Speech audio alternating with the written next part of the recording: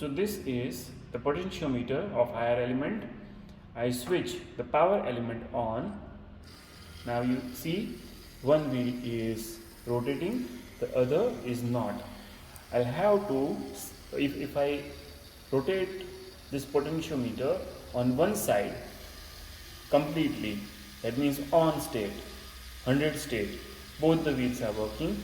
If I turn the potentiometer back to 0 state, the wheel won't work. I'll have to set the potentiometer in between of this. Now once I do that, if I do like this, see, now IR is detecting an object and rotating the wheel. When it detects the object, even table becomes an object. See this.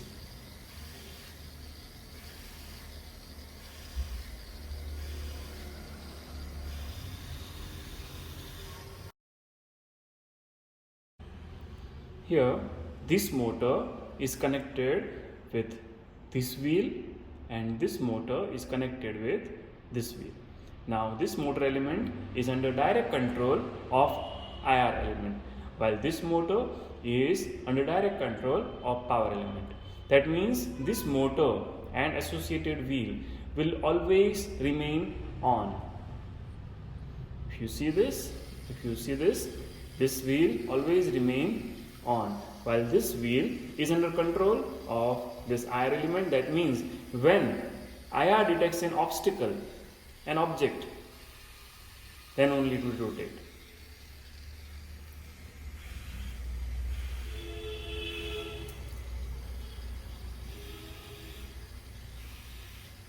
Both the wheels will work when there is an obstacle being detected by the IR element.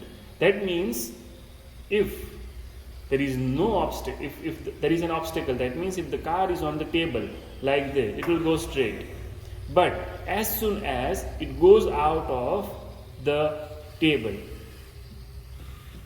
like this wheel will stop, and this wheel is rotating, that will bring it back on the table like this. See.